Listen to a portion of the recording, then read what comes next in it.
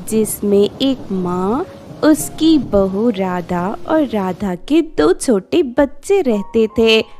झोपड़ी तो क्या थी, सिर्फ बम्बू की छत और मिट्टी की दीवारें थी, जो बारिश के समय एक पल में भी बह जाती। उनके पास ना ठीक से कपड़े थे, ना खाने को रोज कुछ मिलता था। लोग उन्हें छोटी झोपड़ी और टूटे फूटे जीवन देखकर छिछोरी हंसी में उड़ाते थे। लेकिन एक चीज थी जो इस झोपड़ी में सबसे ज्यादा थी, प्यार। राधा अपनी सास से बेहद प्रेम करती थी और सास भी उसे अपनी ही बेटी की तरह चाहती थी। दोनों मिलकर हर मुश्किल का सामना करते थे। कई सालों पहले राधा के पति का देहांत हो चुका था। तब से वो अपनी सास और बच्चों की देखभाल करते हुए जीवन बिता रही थी। लेकिन है, बस इतना सा दे सकती हूँ। ये सुनते ही राधा के आंखों में आंसू आ गए। उसने अपने दोनों हाथों से आटा लेते हुए शांति से कहा, दीदी, आपने मेरी इज्जत रख ली। भगवान आपको खुश रखे। आज 2 दिन के बाद मेरे बच्चे और मेरी सासू माँ रोटी खा सकती हैं। आपका बहुत बहुत शुक्रिया। राधा वो आटा लेकर घर लौट आई। गीता ने चूल्हा साफ किया। बच्चे रो रहे थे। राधा ने 4 रोटियां बनाई। 1 रोटी अपनी सास के लिए, एक रोटी अपने दोनों बच्चों के लिए और 1 रोटी उसने साइड में अपने लिए रख ली, क्योंकि उसने भी 3 दिन से कुछ नहीं खाया था।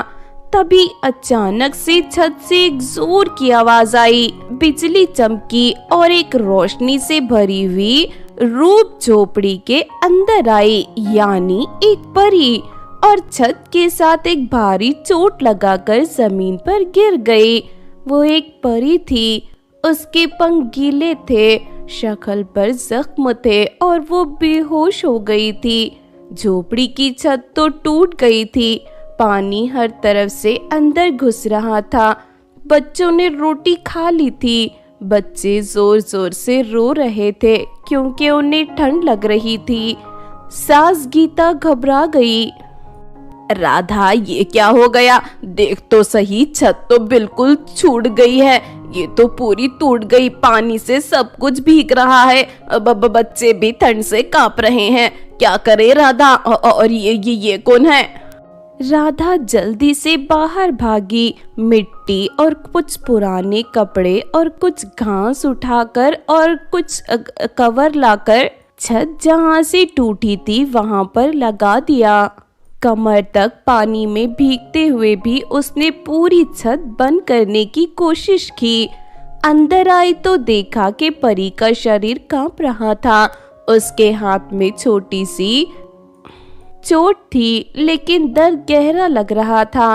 राधा ने जल्दी से एक पुरानी साड़ी का टुकड़ा लेकर उसकी पट्टी की, फिर उसके हाथ को साफ किया। तभी परी आंखें खोलती है और कमजोर आवाज में कहती है, क्या मैं जिंदा हूँ? क्या मैं जिंदा हूँ? राधा ने प्यार से परी के माथे को पोंछा और उसके चेहरे पर लगे खून को पोंछा और प्यार से कहा।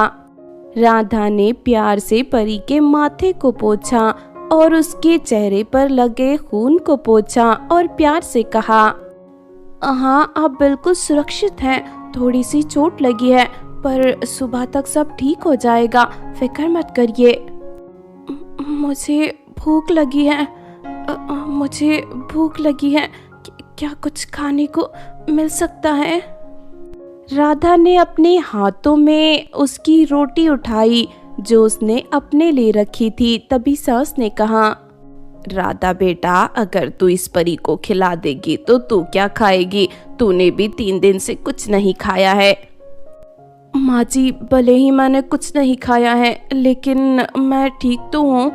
ये परी जख्मी है। इसे मरहम पट्टी की है मैंने। शायद इसीलिए इसे भूख लग रही है। आप मेरी चिंता मत करिए, मैं संभाल लूंगी। राधा ने उस रोटी के टुकड़े टुकड़े कर कर परी को खिलाती गई। परी रोटी खाकर सो गई। राधा ने उसकी देखभाल की और उस रात वो बिना खाए सो गई। राधा बेटा, तू मेरे लिए भी रोटी लेकर आई, बच्चों के लिए भी, और खुद बिना खाए रह गई। तू तो माँ से भी बढ़कर है।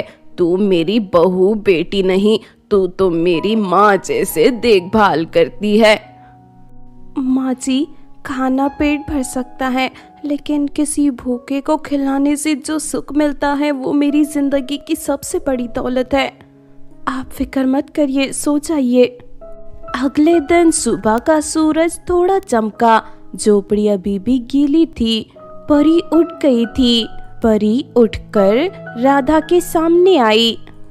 राधा, तुमने जो कल रात मेरे लिए किया उसके लिए मेरे पास शब्द नहीं है।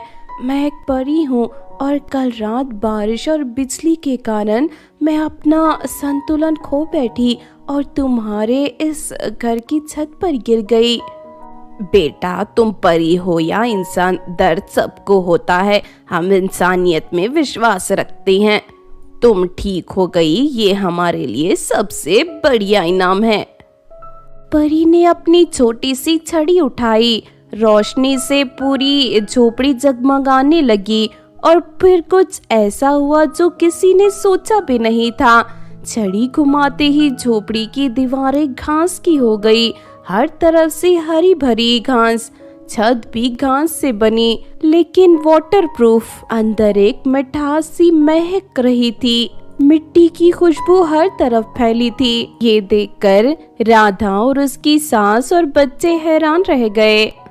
अरे ये क्या, ये हमारा घर तो। राधा की आंखों में अब खुशी के आंसू थे और तभी उसने कुछ और सोचा। जादुई घास की झोपड़ी, क्या तुम हमें थोड़े से रेनकोट, कंबल, खाना दे सकती हो? हमारे गांव के और भी लोग भूखे हैं, उन्हें बांटना है, और साथ में एक बड़ी बड़ी छतरी भी दे देना। राधा, तुम्हारी यही अदा तो मुझे पसंद आई। तुमने सिर्फ अपने बारे में नहीं सोचा, दूसरों के बारे में भी सोचा। तुम्हारी जैसी मालकिन पाकर मैं धन्य हो गई। एक पल में सब सामान उनके सामने था। बच्चों ने वो सामान उठाया। गीता और राधा ने सारा गांव घूमकर बांट दिया। हर किसी के चेहरे पर मुस्कान थी। लोग हैरान थे, लेकिन खुशी से झूम उठे थे।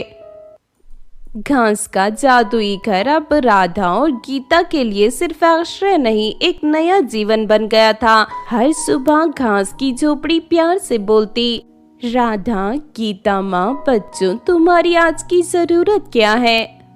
हर दिन राधा सबसे पहले अपने परिवार के लिए खाना मंगवाती, बच्चों के लिए भी बहुत सारी चीजें मंगवाती और गांव के गरीबों के लिए खाना, कंबल, कपड़े और उनकी जरूरत की चीजें। फिर एक दिन राधा ने बोला, जादुई घास की झोपड़ी, मैं चाहती हूँ कि मेरे दोनों बच्चे एक अच्छे स्कूल में पढ़ें, उन्हें अच्छा जीवन मिले।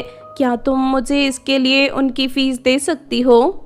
जादुई झोपड़ी ने तभी